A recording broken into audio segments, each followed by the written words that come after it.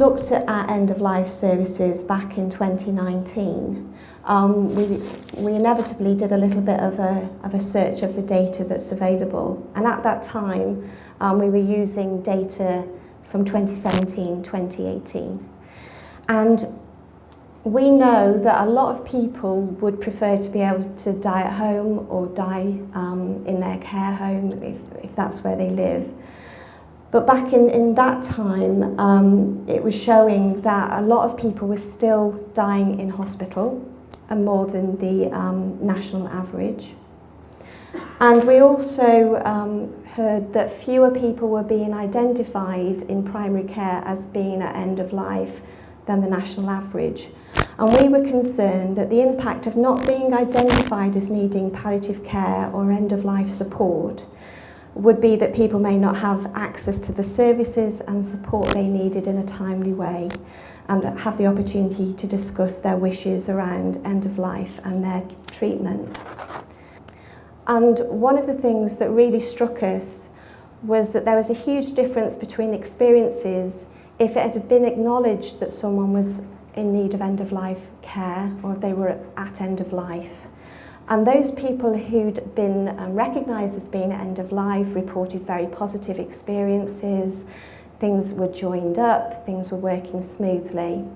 But we also heard from people who hadn't been identified, even though their families firmly believed that that person was in need of those services, but there was some sort of disconnect and it wasn't quite working.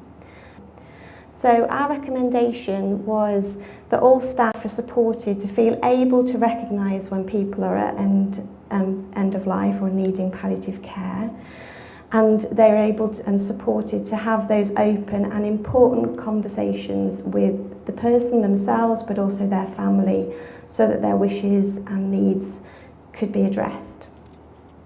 So this lady was 95, she'd gone into hospital, and you can read there yourself that she was in a lot of discomfort. And the staff were talking to the family about getting her into rehab, getting her home, and they were convinced that she was about to die. And the daughter just did not understand how that conversation was working. You know, she didn't feel heard, and in fact her mum died just a few hours later. And so we had 30% of the experiences talked about issues around communication. So again, our recommendation was that staff had training to help them to do this, but also access to the emotional support they might need to be able to do it well and to protect themselves. We also heard some very positive experiences as well, as I hinted at before, where people talked about the kind and compassionate staff that had worked with them and their loved one. So I've brought here a few of those really positive experiences. So some of the other findings were around access to medication, but also the importance of the environment. So even if you are in hospital, how important it is to be in the right space.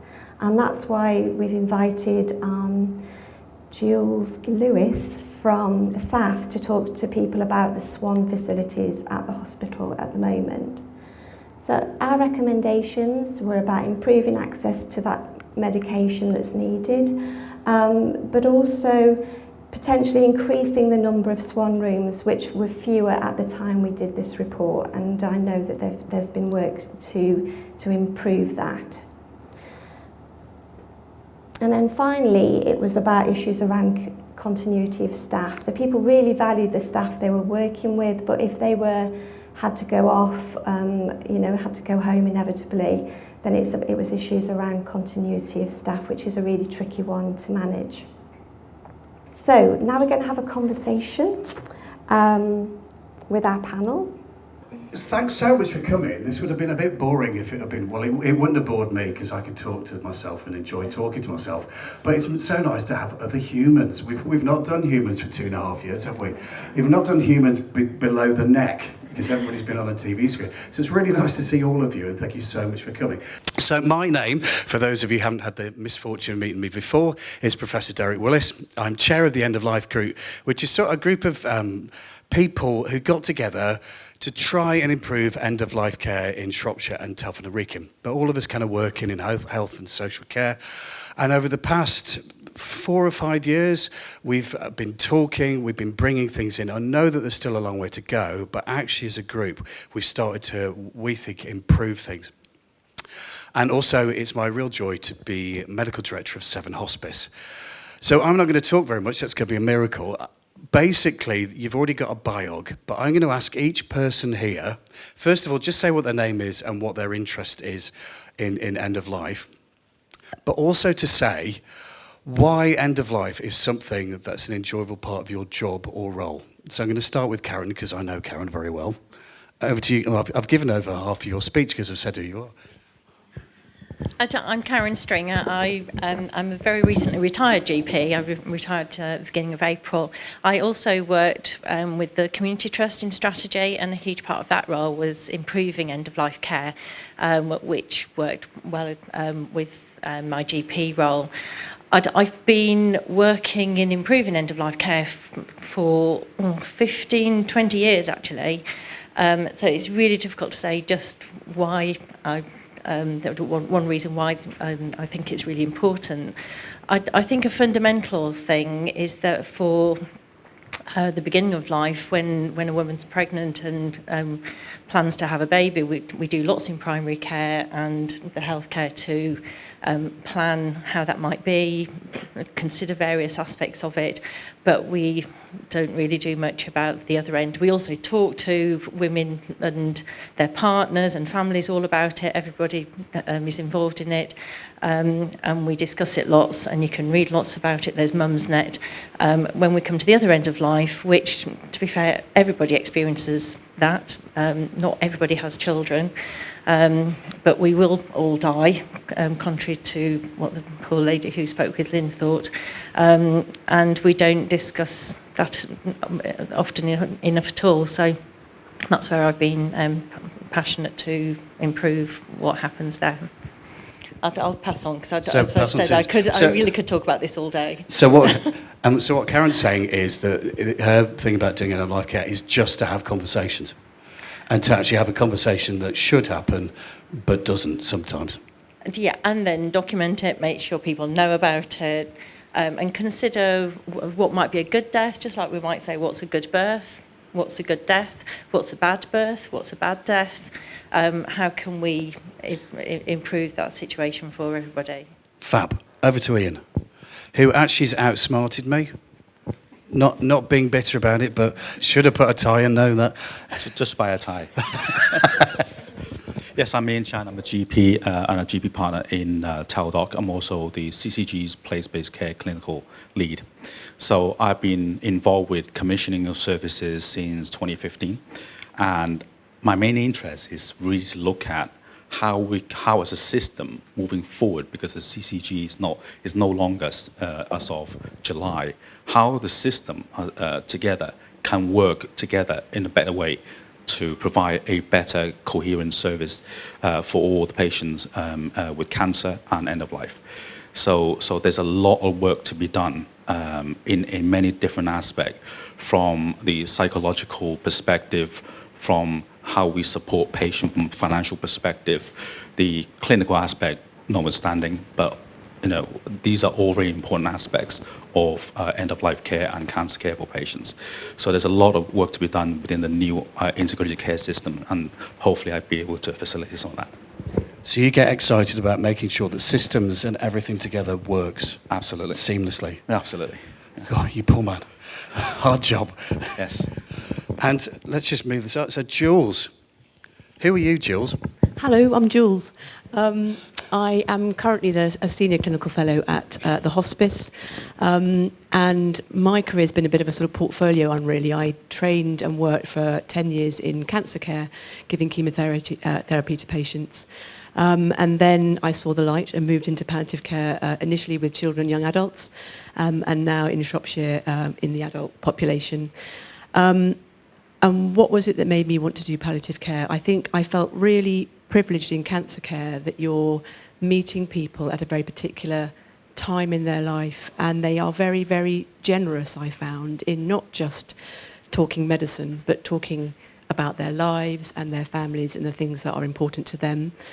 And I think you get even more of that in palliative care. And actually one of the most important questions that I now ask, because my real thing now is advanced care planning and living well for as long as we've got. And the question I like to ask is, what do you need to tell me? What do I need to know so that I can help you live as well as possible, even if you haven't got very much time left? Because for me, it's not the diagnosis, it's not just the symptoms, it's the sort of the whole thing, and that's why it's a massive privilege, and that's why I'm really passionate about it. And I won't say any more about advanced care planning, because I think Gail is also very much of my mind when it comes to that. Thanks, Jules. Hi everyone, my name's Gail Nandra.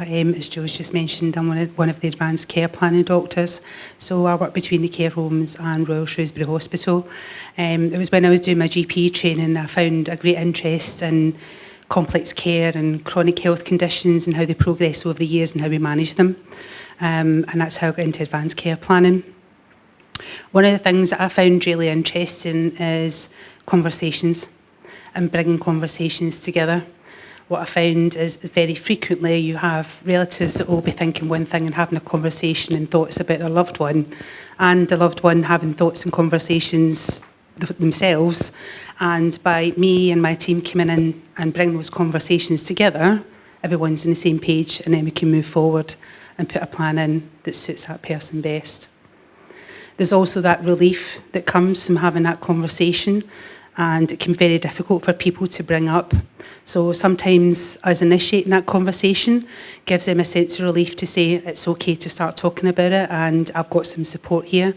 So that's where I get most joy in doing the work that I do. It's helping people have those conversations. Fab, and by process of elimination, you're Les. Yeah. Yes. We've only seen each other from this way up on Zoom. So, Les Pointer. I'm the only one that's not a doctor. So they save lives, which is great. I hopefully help along the way. The reason why I'm interested in end-of-life care is from two aspects. One's a personal aspect. So when I was 8 years old, I was in a severe car accident. My sister, 2-year-old, died next to me in the car. And I was put on life support machine, and my father was asked to switch off my life support machine because I wasn't going to survive. My mother was unconscious. She hadn't regained consciousness from the car accident. So my father, one, didn't want to make a decision without my mother there with him, but also because he had no choice of my sister dying, because she died instantly in the car crash, he wanted to give me a fighting chance. And of course, here I am. So his gamble paid off, I guess. But for me, it's the connection and communication. During that time, and actually from the age of 8, and probably until I was in my 40s, I blamed myself for my sister's death. Because I thought I should have been awake to save her. And I was asleep at the time of the car accident. And that was never dealt with. That was never discussed. So although the end-of-life experience is important for me as well, it's the aftercare, it's the connection of the people involved. It's the connection of the families that are left behind, as well as the individual that's going through that experience. It's everyone that goes through that experience. From a minister's perspective, as a minister of religion, I deal with end-of-life care on a very regular basis. Most of the people I perform funerals for, I know them personally, whether they're my best friend's wife who dies from cancer at the age of 40 and leaves behind a number of small children, whether it's my mother-in-law who passed away just during COVID and I was conducting the funeral there. That personal experience is all about connection and communication. It's to make sure that people understand the story behind those people.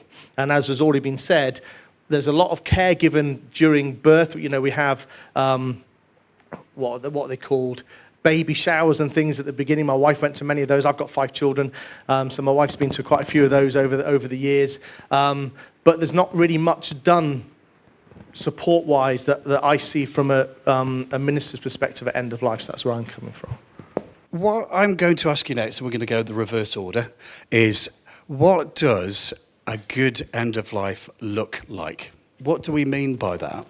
And from your perspective, as a system, as a county, as a group of people who all live in the same place, how can we make end-of-life care better here? I think basically, probably from what I've just said, it's about that connection and communication, so that the journey at the end of life is the same as in life, that it's full of communication, and that people are around those individuals that love them, that care for them, that they know about them, and that's facilitated within the medical profession, whether that's in hospital, whether it's in a care home, or whether that's hospice at home, that communication, that connection is established throughout that journey, so that it doesn't get broken. Fab. Gail? I think for me it's the joined up thinking that all those people that are involved in that patient's care are on the same page. Individually, we're all really great in terms of want to do the best for that person, whether it be the community nurse or the GP or the hospice consultant, or the carer that's coming in to get them washed every day. But if we're not bringing it all together, sometimes that can fall apart. So there needs to be that joined up thinking and communication through all disciplines that are looking after that person and their family as well. So Gail, can you give me an example where that's happened and the real difference that can make in the sector that you work in? Yeah. Obviously, while keeping confidentiality, but... Yeah. We had a young lady who was living in a care facility who had been there for many, many years and was coming towards the end of her life, and we wanted to make a plan about how we best look after her going into that time and where she should be looked after. One of the concerns that her GP practice had was whether we could meet her needs in her current living situation. And her brother was very keen that she stayed there because the staff knew her, she was comfortable there, she was well looked after, all her needs were being met. So we had a meeting with the GP and the family members, myself, community nurses, and we come up with a plan to make sure that that person had the support from the hospice at home team, the district nurses team. I went in and done advanced care planning. There was discussions with the GP, and by us all bringing it together, we were able to keep that person at home, and we were able to get support from the hospice when she did have some troublesome symptoms that our carers were struggling with. And we were able to let her die in her place of care, and she wanted to be at home with those that were looking after her. And we got some lovely feedback from the team. And they were really relieved that happened for their loved one, their carers, because that's their family as well, because they've been there for so long. So that was a good outcome for us. Fab, thank you. Jules? I think for me, a good death is where you've got support in the background, but medics and nurses and people aren't there too much, and they're not doing stuff to you or your loved one too much. And I think we all really, really want, as Gail said, every individual person wants to make that death a really good death. But I think it's really important. I kind of see myself as an empowerer or an enabler, perhaps, for that person to have confidence and that person's family to have confidence that the death is going to be held, if you like, by a group of professionals, but that we're not in there too much. So we're walking alongside. I think I'm reminded of a patient who when I was a much younger doctor, at a big hospital, a cancer hospital in London, and it was a lovely lady. She was quite young. She was Greek. She had a massive Greek family who'd all sort of flown over, and there were just not millions, but about 15 people sitting by her bed. And they were sort of keeping a vigil going, if you like. She had breast cancer. She was a young lady in her 30s. And actually, her symptoms were well controlled. She didn't want to move from the hospital because actually she was very close to death when she came in. But I remember being on call one night, and her family had been persuaded to just go and get something to eat and to leave her. And she called me in and she sort of said, "I can't do this with them all watching me. Can you help me?" And I found my job, I'd been thinking, is she breathless? Has she got pain? Has she got this? Has she got that? All she needed me to do was to talk to her family and to say, actually, this is a private thing. We're born on our own, and sometimes we die on our own. And I know lots of families are really worried if they're suddenly not there. They miss the moment. And I think actually sometimes I'll sort of say it's okay because we need permission. And I think all I did for that lady was give her family permission to say their goodbye. She still wanted her boyfriend and she still wanted her mum, but actually I kind of worked over the next day or two for people to say their goodbyes and leave her so that she could then die in the way that she wanted to die, and not everybody kind of just staring at her, because I think that's how she felt. And so I've always remembered that, and it was about 20 years ago, and I've always remembered it because I think our role, all of our roles, is to allow that person their dignity in their space, where they know where to come if they need something, but we're not doing too much to them, we're just sort of with them in the background. Am I allowed to do chairman's privilege and say something? Because you know I want to. I don't think death is generic. I don't think death is off the peg. I think death's made to measure. And the problem is that healthcare systems and social systems aren't very good at individuality. We're quite good at populations. We're not quite good at the person that's sitting in the bed. So first of all, I don't want anyone to say the cancer in bed 5. It's the lady who has breast cancer.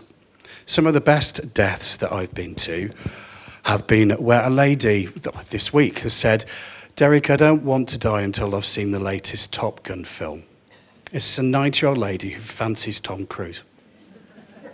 Now, for me, but she has spent her life being an utter fan of Tom Cruise, and she wants to have seen that before she dies. That is her good death, and that's something important that we empower. I've had patients where someone has been closet, has had a relationship with a man that his family didn't know about. He wanted to say goodbye to him without anybody else of the family knowing, because he didn't want the family to know. Part of our job was to facilitate him being able to say goodbye and to hold that relationship which he had worth to have worth. So what I'm saying is that we should listen to what people want, and we should try as much as we can to deliver what they're asking for. And some of the things that have made me have my story of my life, which is important. I want buried in a TARDIS coffin. For you, that doesn't matter. For me, I've been a lifelong fan of Doctor Who, and that captures who I am. The way I die should also mirror the way I've lived my life, and we should give other people that opportunity. And that, there is something, to Nick Les's world, there is something sacred about that. Whether you're humanist, whether you have any form of religion, it's sacred because death is an important part of life that we need to acknowledge. Shut up, Derek. Ian. I think what I'd like to see, what should happen really in the future is how do we make sure that end-of-life care is effective? The words being supportive, it's a word, but how effective are we doing it as a system needs to be considered. If you look at how end-of-life between different specialisms, between different care organizations, how they're communicated, there's work to be done there. And as mentioned previously, that you will see a lot of people reaching end of life. A lot of signs are actually quite very subtle, and not everyone is trained to be able to recognize them. And it is important to, as a team, as anyone who's in contact with a patient, to be able to recognize that. How are we going to do it? Because there's a lot of technicalities that needs to make sure that we are recognizing, and therefore we're responsive to those changes. And the patient needs to be informed of all these different changes. How we're going to do that effectively is going to be the challenge. Whether we're able to make sure there's enough resources to do it, that's going to be another challenge, because the whole health system locally is under a lot of financial challenge. But we need to make sure whatever we design, it's got to be the most cost-effective way of doing it. So I see there's a lot of green shoots of quality improvement, and a lot of improvement about to happen. Is planning to expand things like the virtual ward, to look at how using digital to enable clinician to recognize change in a more responsive way. So a lot of things are happening, but there is a lot of work that needs to be done in terms from an integration perspective to ensure everything links up. So like we said before, it's about the communication between teams, between carers, between the patient, between the organization that providing the support. So you're doing it genuinely as an individual to the patient and not just a generic way of approaching it. So I think this is a very good conversation. I think the different aspects are being looked at now, so I'm quite optimistic about the future. And for me, there's so many aspects to a good death, which have been alluded to. It's not just the pain relief, there's a whole host of aspects alongside that. I think a fundamental part is recognising that somebody is dying or that they might die in the last 12 months. So we count end of life as being in the last 12 months. That kind of gives us time to use the one chance, hence something, the one chance that we have to get it right for that dying process. When somebody has a baby, they can have subsequent ones usually, so you don't need to necessarily get it right. It isn't just one chance. With dying, it absolutely is one chance. Even with married, people have sometimes more than one chance, so if they didn't fancy that wedding, they can do a different one if we want to make it a bit light-hearted, which is how we seem to manage to talk about death. But I think that analogy, that comparison with birth is the easiest one to help us see why it makes such a difference. Perhaps an unfortunate consequence of medical advances over the last and living conditions over the last 30 years is that people have for the last 30 years been living longer, and we've therefore not been exposed to as much dying, and maybe as society sort of fragmented across the country in different ways, we don't have that exposure in the same way. I'd feel very privileged that I've seen probably hundreds of people who have died. I had a friend mention to me the other day that she's never seen somebody who's dead, and she can't imagine what that might be like, and she's very afraid of it. So I think we need to do more about socialising dying and understand it better.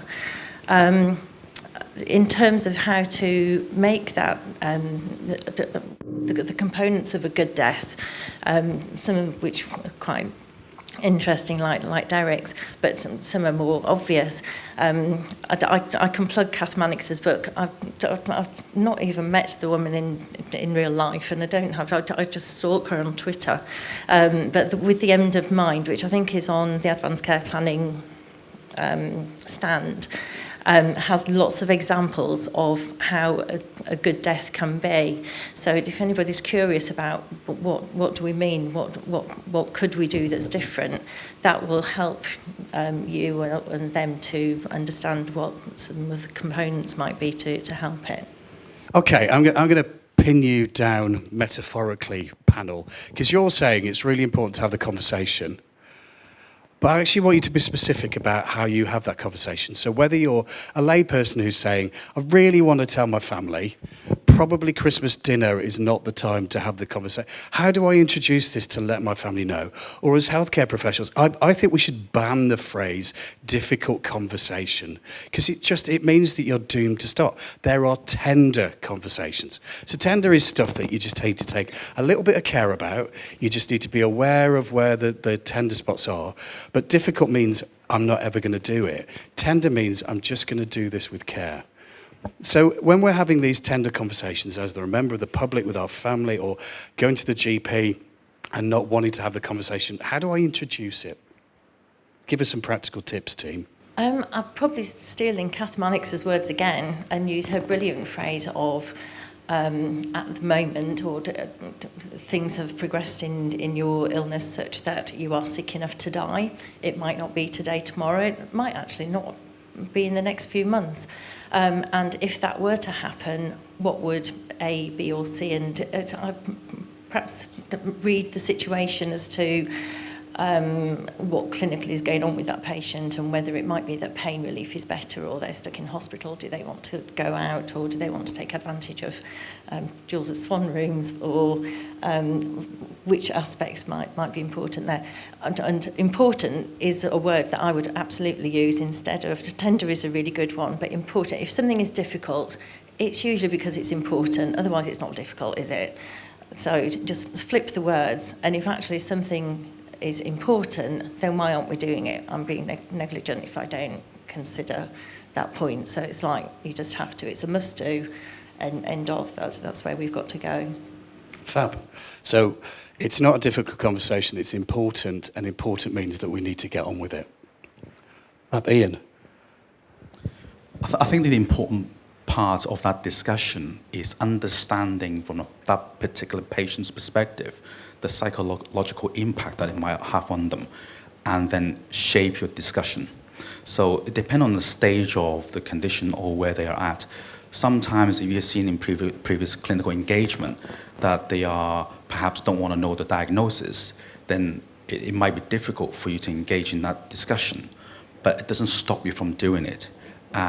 But sometimes individual patients might actually, okay, I know this is coming, and you might need to not do it in one go, but rather do it in phases. There's a technique in doing it in consultation for GPs, and we always give a warning shot. But it is not really a warning shot, it's just there to preempt that discussion.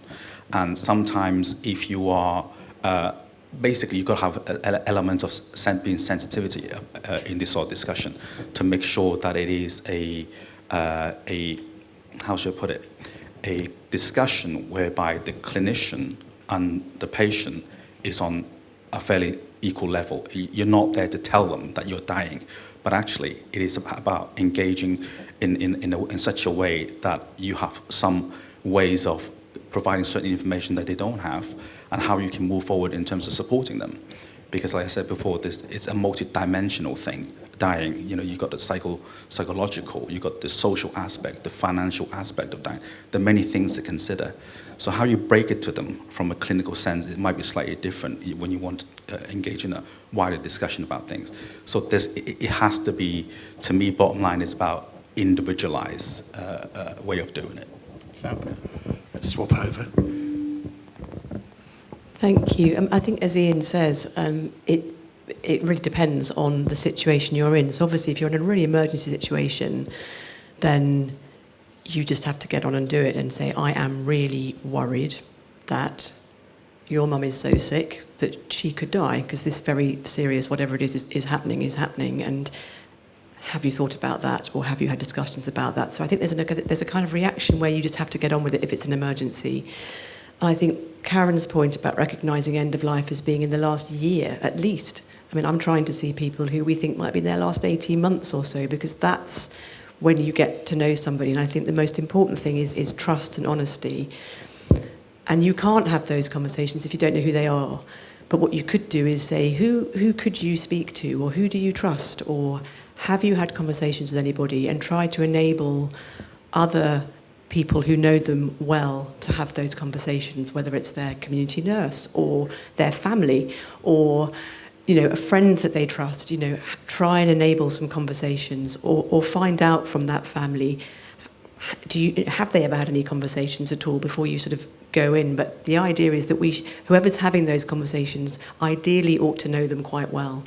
And I think I do really like that video of Kath's, but it does slightly pretend that everybody dies like that, and it's all terribly predictable, and it is true that all of those things do happen in that last, or not, often they happen in those last sort of hours or days. But I'm sure you have all seen, and you may have experiences of not great deaths, and they can be sudden, or they can be messy, or they can be, you take a gasp and you think, I wasn't expecting that, or that didn't go so well. Or I think the important thing is we always try and look back and think, how could we have done that better?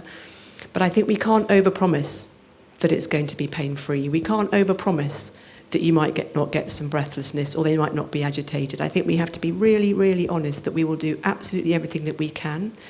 They're not going to be on their own. There are numbers to call. It's great to hear that ShropDoc number and the palliative care number has been so well used and so appreciated, because it's who do you call? How can we enable the people looking after that dying person to know when to ask, who to ask, to get a rapid response when they need it, or reassurance that they're doing just fine. So I think honesty, thinking on your feet a bit, not promising that it's going to be really glorious with a choir singing and doves flying and all the rest of it, even if that's what they want. You can try and get the dovecot, but, you know, having that conversation and hearing it's important, but I think we have to be really honest and give that person and their family the tools that they need to recognise it and to ask for help when they need it. And that there isn't necessarily a right or a wrong, because it is so individual. Sorry, I've rambled a bit there. No, that's great. I think from a professional perspective, I'm quite lucky in a sense that usually when we start to have these conversations or think about conversations with patients, there's usually a triggering event. And that could be lots of different reasons, whether they've just been diagnosed with something, or they've moved into a long-term care facility, or they've had lots of frequent admissions over a short period of time, and each time those treatments are getting less and less successful. So we're lucky that we use that as a trigger for a conversation to say, you know, you were in hospital last week, and you know, how did that go? How did you go with the treatment? Did it work? How did you feel? And sometimes that lets them open up the conversation to say something like, well, do you know, that's 4 times I've been in this year, and each time I go in, I just don't feel that I'm coming out the same person anymore, and each time I just feel more tired, and I'm just fed up with it. And that lets me sort of start that conversation. Well, let's have a chat about what would you like to happen if this happens again? How would you like us to care for us? So I tend to use that as a trigger or an event to initiate a conversation. Personally, it's difficult when it's your loved one that you're trying to have a conversation with. I remember my father had a heart attack when he was in India, and he had a cardiac arrest, and thankfully they got him back and brought him back to the UK, and he just kept going in and out with chest pain, in and out with the chest pain. I remember saying to Dad, what if something that happens in India, what if that happens again here? You know, what do you want to do? And his very words were, just don't jump on my chest, just don't do any of that, just leave me alone. And he was fine for many years, and then I was working down in England, he was up in Scotland, and he became suddenly very unwell, and he had a cardiac arrest, and we hadn't done anything about it. I remember shouting down the phone to my sister saying, tell him to stop, he doesn't want this, is not what he wants. She's getting upset, I'm getting upset, so although we had the conversation, but we never put anything in stone. So the wishes the things that he didn't want to happen, unfortunately did happen. So that's why it's important to have these conversations as early as we can and get something documented. Perhaps that's interesting. So using the triggers. So sometimes it's really bad because you go, this person's been in the hospital 6 times. It's really obvious to us that something's happened. No one's ever. So those are the really bad ones, aren't they? Not when it's been unexpected, but where you've seen the way that the journey's going and no one's. So again, because it's an important conversation, the person that's there is the one that should be trying to instigate it. There's no best person. There's the person that's there at the time. Les? Yeah, I think for the caregivers, I think for all of us, whether we're caregivers or whatever profession we're in, before that, we're human beings. And one of the greatest attributes that all human beings, or most human beings, I know there's some conditions that people don't have this, but is empathy. And I think it's a wonderful trait that human beings have, that actually most of the animal kingdom don't, is that we have empathy towards each other. And I think if we strip everything back, and although you have to obviously have the clinical side of things when you're explaining end of life, is actually stripping it back to that empathetic side of things, to go, actually, this is another person in front of me, and I'm about to explain to them or their loved ones that they're not going to be on the earth for very much longer, whether that's 3 months, whether that's a couple of days, or whether that's 18 months. That's still a difficult conversation for that individual and that person's family. And I think if we strip that back to that human side of things, to go, okay, if somebody told me that, how would I like it to be said? And it goes back to this connection perspective that if we connect with the individuals that are going through that and we learn about them, we understand about them, the greater chance that we're going to get it right when we have that conversation. You have the emergencies, like my sister dying and me being very ill, or somebody coming from a car accident. They're instant conversations that this person isn't going to live, and you can't have, I'm not going to say a wishy-washy, but you can't go around the houses to get to where you need to get to. It has to be very quick. But a lot of situations are where you can actually have more care and attention. I remember having a member of my congregation, her husband sadly was in prison, she was on her own, we couldn't get hold of a family, and I'd visit her in hospital and she'd say, I think I'm dying. Nobody'd had that conversation, and she died a matter of days later from kidney failure, but she thinks she's dying. It hadn't, because she hadn't any family around and they didn't know how to approach it with her, they just said she was seriously ill, which is one of the things that have been said today. Now, I'm not saying that was a wrong thing for her, because she was calm. So I'm not saying in that instance that was the wrong thing. But from the empathy perspective, getting to understand, because then as a minister of religion, I'm sitting there going, I probably think you are as well, but I can't say that out loud. All I can say is, look, I'll be here for you. I can pray with you. Whatever you need me to do, I can be there as your minister because your family aren't here. What do you need? And it's that empathy, I think, is... Sometimes we have to think about an advanced care plan if someone's diagnosed with a new long-term condition or a terminal condition such as cancer, or if they've got a progressive neurological condition like Parkinson's disease, or they've been diagnosed with dementia. That's usually a time where specialists may have early discussions about thinking about the future and maybe giving a bit of information about it so that they can then have some further discussions. So that's when sometimes we have to think about advanced care planning, but essentially it can be done at any time, and anyone can have an advanced care plan. It's important for two reasons. It's important so that you know that your wishes are voiced and documented, and they can try to be met. In terms of us, it means that we can try and meet your wishes. One of the examples that I often give is that I had a lady who had a long-term lung condition, and she was coming towards the end of her life, and she lived in a care home. And I went out to see her to do some advanced care planning. And she's very adamant. She says, I stay here. She says, I don't go anywhere else. I just want to be here with those people looking after me. I want my family members with me when I'm about to die, and that's all I care about. I says, what sort of goals have you got? What have you got to look forward to just now? She says, well, the only thing I want to get, she says, is my granddaughter's 18th birthday in March. She says, if I can get to that, I'll be happy. Right, fine, okay, let's make a plan to try and keep you well enough to get, to see that. Over the next sort of few months, she ended up in and out of hospital. And each time, like I mentioned before, each time she came in, she was just getting that little bit worse, that little bit more tired, that little bit more exhausted, and just starting to think, I've had enough. I can't do this anymore. So the last time she was in hospital, I went back and had another conversation with her about, what do we do if this happens again? And she said, just no more. She says, just do whatever you can for me at the care home. I just want to stay there and be with my family and be with the people that know me best. So she did go back to her care home, and she did die with her family surrounding her, and most importantly, she did get to her granddaughter's birthday. So having a goal and having some hope and having that confidence that whatever she wanted to happen, we would try our best to meet that.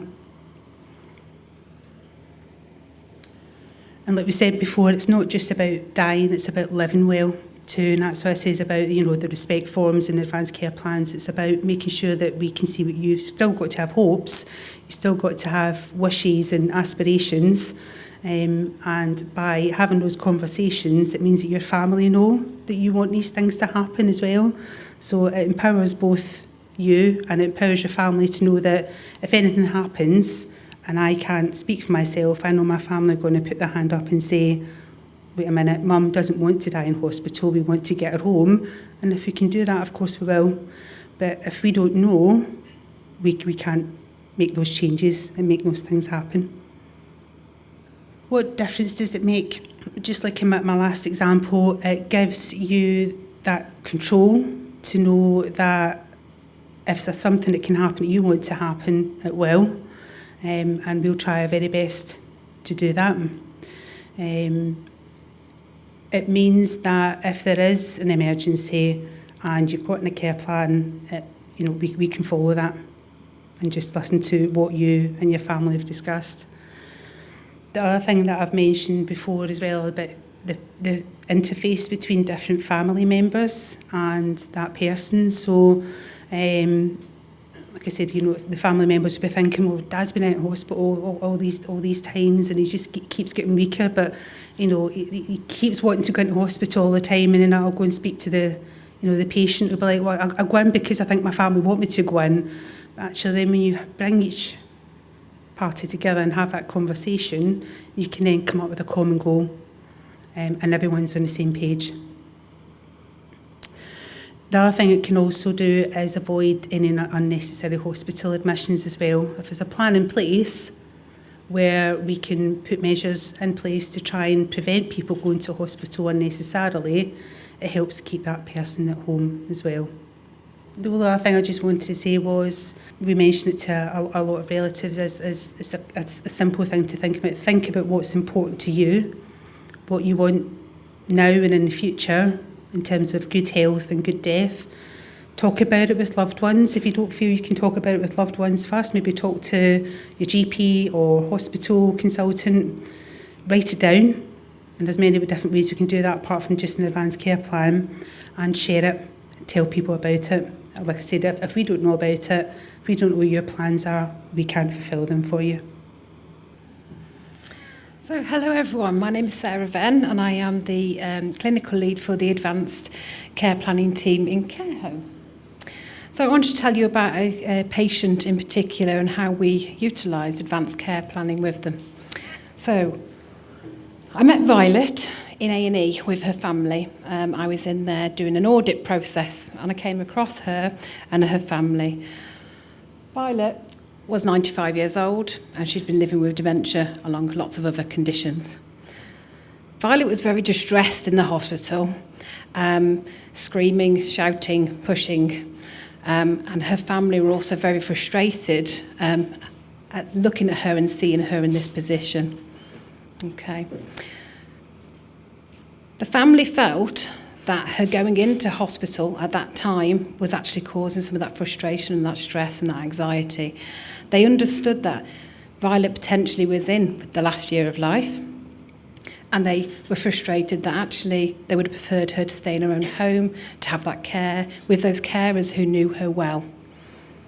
So we had the conversation with the consultants in the hospital and the nursing staff, where we talked about the options and the treatment options for Violet. She needed some antibiotics. This is something that we can give in the community, back in the care homes, and we can monitor the patient there well. So we together arranged for the patient to be discharged home. So she went home to the care home. Her family followed her there to see if she settled. I arranged with the family to go back the following day and have the conversations around advanced care planning with Violet and her most precious loved ones. So together we were able to compile a plan of what Violet's wishes were, what her preferences around her healthcare needs are going forward, and most of all, looking at how we support Violet to live well at this moment in time. So together we put together the advanced care plan. We supported and shared that with her GP and with her carers, so they also had understanding of Violet's wishes for future care.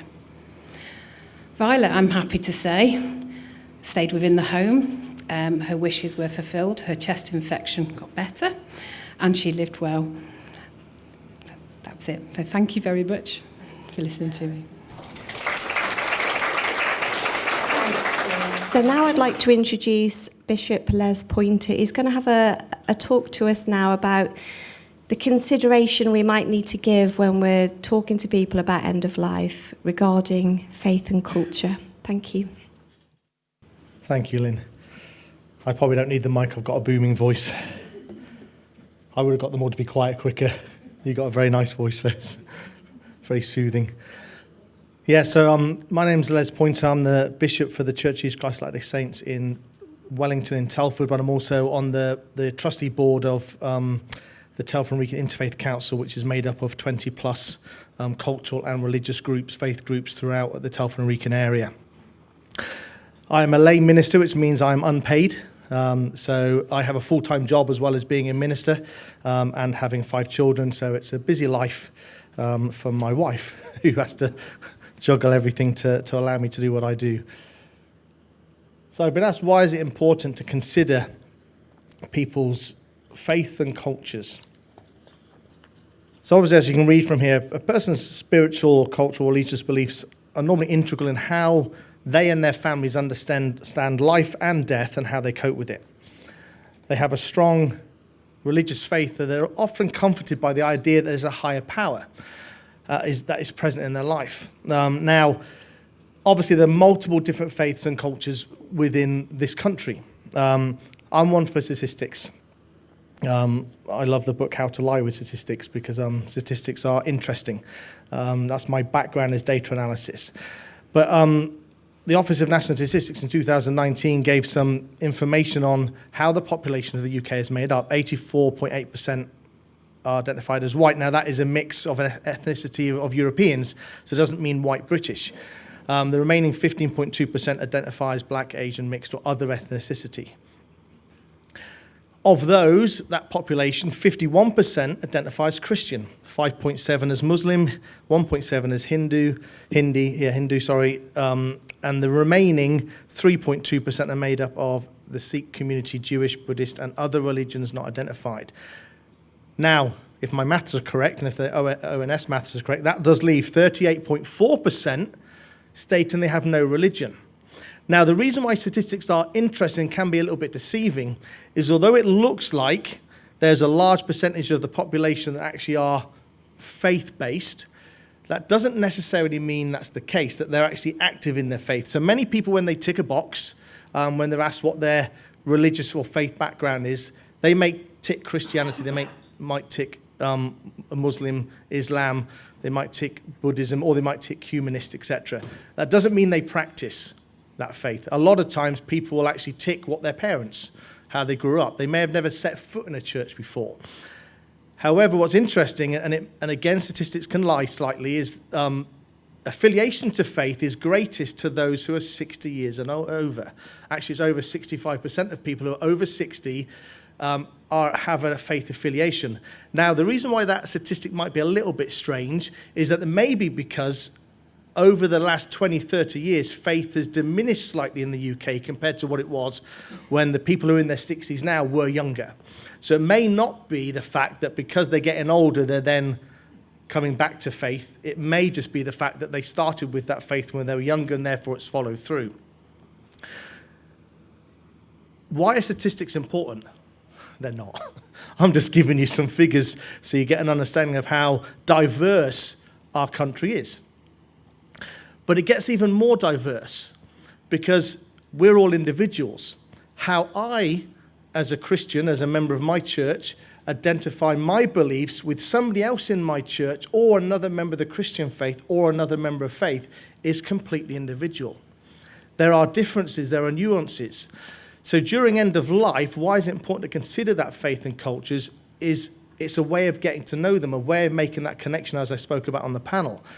Everyone deserves a high level of respect and dignity and empathy, as I spoke about before. During the last days, weeks, months, it could be years of their life. To be honest, throughout our lives, we all should get that respect. We all deserve that as human beings. Now, that doesn't mean that we don't do things wrong and people don't do things wrong. That means they don't have to go to prison or other things happen.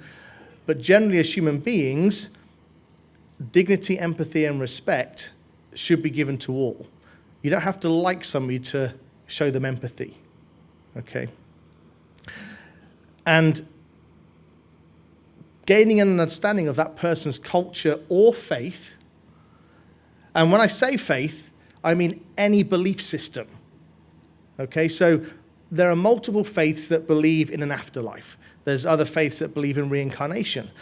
Faiths like, or belief systems like humanists believe that when they die and they focus on their life. So when I mention faith, I mean belief systems as a whole. And every single person on this planet has a belief system. Even if they're the only person on the planet that has it, they have a belief system that's personal to them. So as caregivers, it's important to actually listen. Most of us, I'm guessing, have children or nephews and nieces, and we've been around children. Then when we ask our children to listen, we know they're only hearing. And there's a big difference. We can all hear, for those who are able to, but does that mean we truly listen?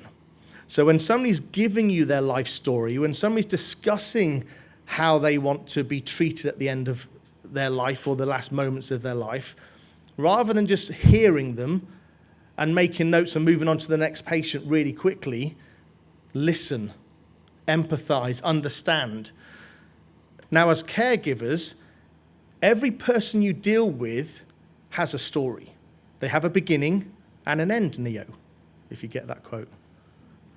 That's from Matrix. So everybody's born, and everybody eventually is going to die. And in between that is their life story. Now, as caregivers, whether that is caregivers from a medical profession or even if it's from a personal perspective as a son or a daughter or a loved one, etc., you are co-authors of their last chapter of their story. So remember that you are helping to write the last chapter of their lives. And that's the most important chapter. How they go out of this world to them is of vital importance. So if we remember that we're co-authors of that, that means we can have an impact, a major impact in how that person is treated and feels during that end of life.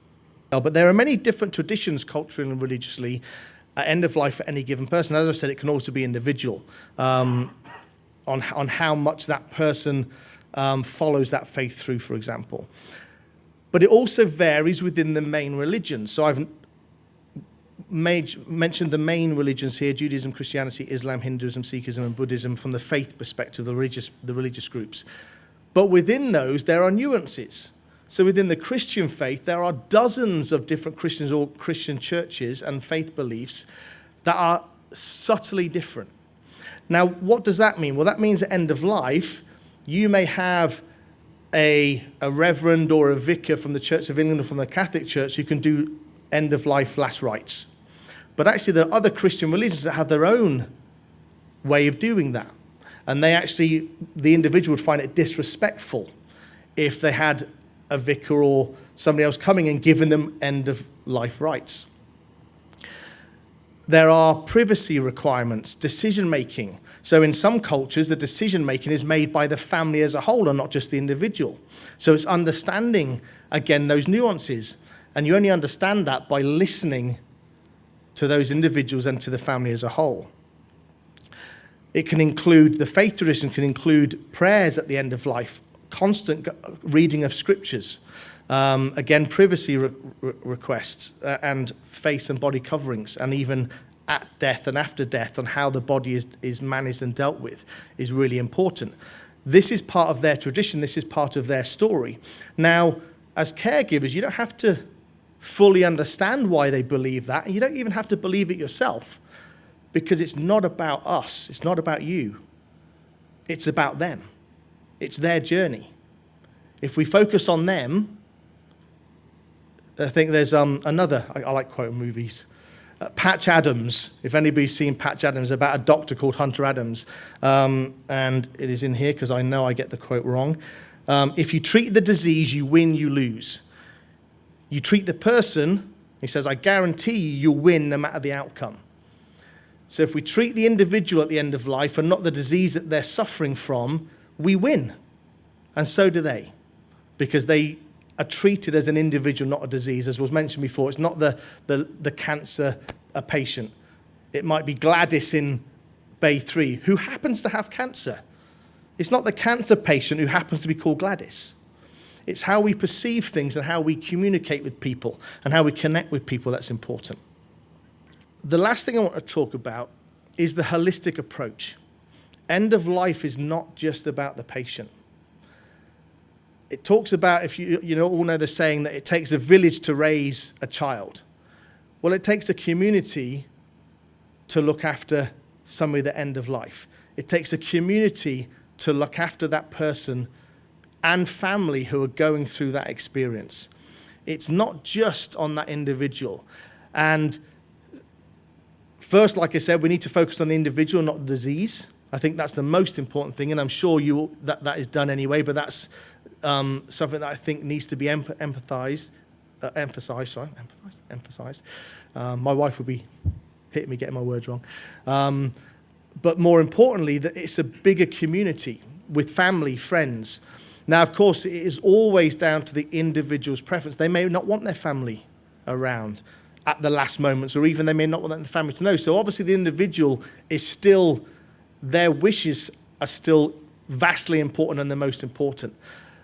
But after they've gone, there's sometimes a gap of that bereavement part for the individuals. It gets very busy up to the time when they have the funeral. That tends to what happens. They all club together, and then once the funeral's over, they separate.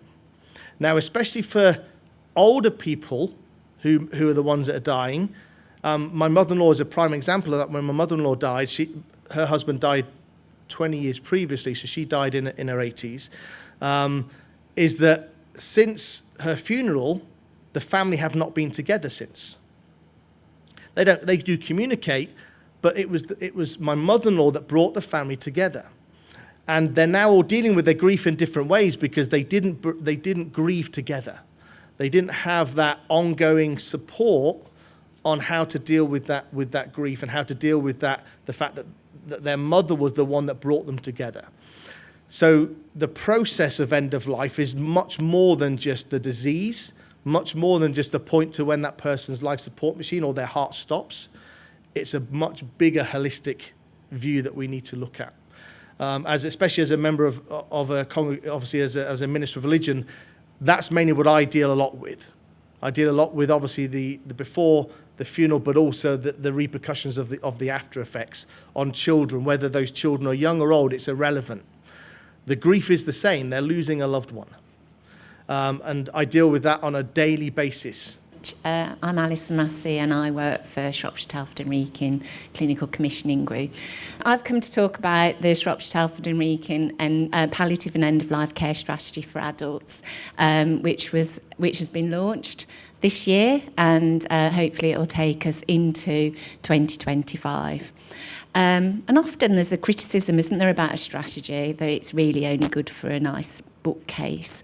And I have some sympathy with that. I've worked for the NHS for an awful long time and I've seen it happen. But when Shropshire, Telford and Wrekin set out at the end of 2020 to complete a review on end-of-life care, there was never an intention to have a strategy. However, we worked with a lot of people that have lived experience of end-of-life care. We worked with a lot of patient groups, we worked with Health Watch, and we worked with other community organisations. And as we progressed, some of the key actions from that review, we couldn't actually get any further forward, because what we realised is that some organisations had different priorities for end-of-life care.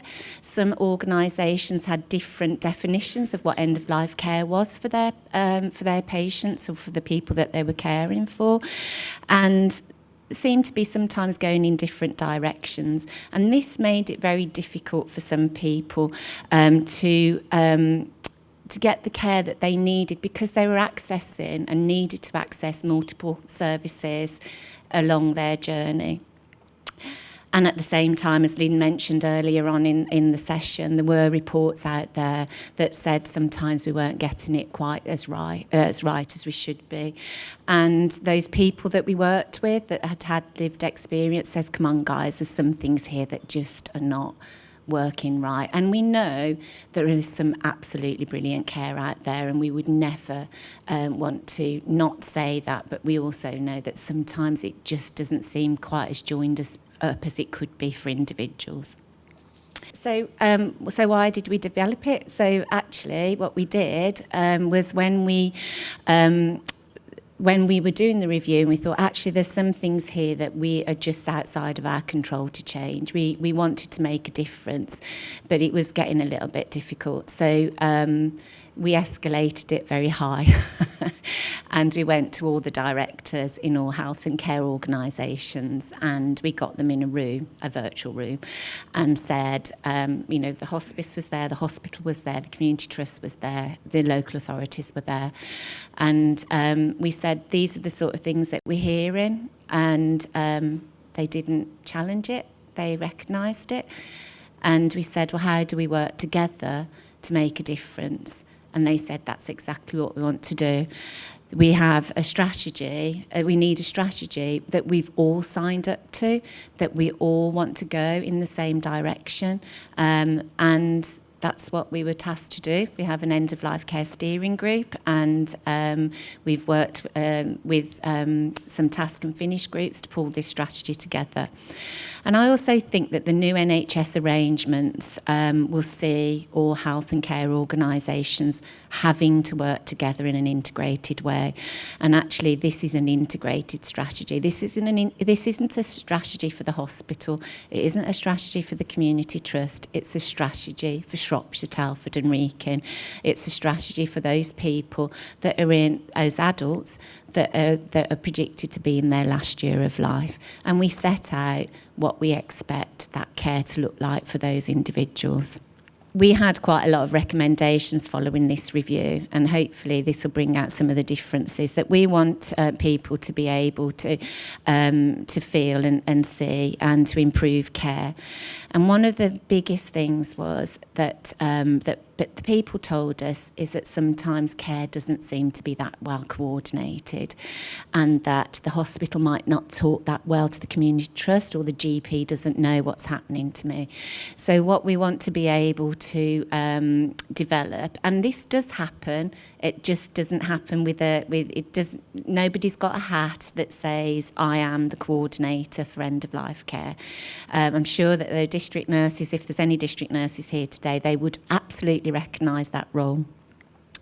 And this end of life care coordinator will know within their location those people that are on an end of life care register that are predicted to be in the last year of life, and they'll know where they are within that time span. And they will work with the person and their loved ones and their family to help them understand what is happening to them and what will happen to them. And they will be an advocate for that individual. There are those individuals out there that won't need a coordinator. This isn't something that is for everybody, but those with more complex needs, those with perhaps more disadvantaged, those from groups that are, we're looking at, if you're looking at people that are homeless or that have live in areas of deprivation, these people sometimes don't access services as and when they need to, and a coordinator's role will be an advocate for that person. The other thing that came out loud and clear is that we've got a really great clinical line. So if you're a clinician, you can phone the hospice and Derek will answer the phone, and or Jules, and Derek will go, what's the problem? And the doctor on the other end will go, well, I'm a bit worried about Mrs. Smith. She's, her symptoms aren't very well managed, and Derek will give the magic advice, and that will happen to them. But if you're a patient and you've got a little bit of a problem, or you're a family member and you've got a little bit, at the moment you need to phone 111, and that'll take you into a call centre. They will triage the call, and eventually you might get to a clinician. We don't want that now for Shropshire, Telford and Wrekin. What we want is one number where a person can phone, and a clinician will pick up that phone straight away and get to the bottom of your issue and sort it out. That's a real problem with some clinicians, as I go, we'll be inundated with calls, but actually sometimes it might just be a little bit like Mum has got a little bit more pain than she had earlier, and the person on the other end of the phone say, don't worry, we'll get somebody out to you as soon as we can. And that might be all that's needed. Or it might just be a little bit, they're not eating or they're not drinking anymore. It just might be a little bit of a reassurance that people need. Not always will get somebody out to you. The other thing I heard Derek mention earlier and came out from the review is that sometimes our workforce don't always have the confidence and the competence to be able to have these conversations with people. And it's really difficult, isn't it, if you're actually going into somebody and they've just been told that they probably will die in the next 12 months, to actually understand what that conversation needs to happen. And, you know, like when you think about nurses that have probably come out of their training and they're 21, probably never seen anybody die. It's a really difficult conversation to have. So we want to be able to train our workforce to have that confidence, to work with others, to buddy up with others that actually have done this day in and day out. And again, all these colleagues over here will be inundated with students that want to work with them. But we also want to make sure that if you're a nurse in the hospital, you have the same level of training as a nurse in the community or a nurse in the hospice. And it's not just nurses, it's obviously all clinicians and carers. We want to understand what that looks like for domiciliary carers and what that might look like eventually for volunteers. So a lot of work around the workforce. And we want our communities to have more conversations about death and dying. It's interesting that it's very health-based, isn't it? And Les has pointed out, actually, it's around dignity, empathy and respect for individuals. There is absolutely no reason why we can't talk about death and dying with our families, with our friendship groups. But we don't tend to, do we? Because we leave that to the doctor. And actually, if you start to talk about your future wishes, as Gail and Sarah were mentioning earlier, a lot before anybody comes to you and says, we think you might die in the next year, actually, you sort of like, it becomes a little bit more comfortable. If you want to be able to see the strategy in its entirety, it will soon be on the Integrated Care System website. I hope it's an easy read. It's fairly straightforward. As I said, with the national ambitions for palliative and end-of-life care, it's really straightforward. People that you know that are dying need looking after, and they need the care and compassion and to be cared for with dignity. And not only those people, their families and their loved ones need a similar sort of experience. It's really worrying for people that are watching somebody that is, becoming more and more frail or deteriorating. It's been a really great experience working with people that actually felt what it feels like to be with somebody that is dying in Shropshire, Telford and Wrekin, and we've listened to them, and hopefully they will say to you, actually, they did a lot of work, amazing, and it's not going to stop. We want to, with the implementation, we want to carry on working with these people to make sure we get it right. And I think I've said enough, so thank you very much, Lynn. So I don't know whether there's questions.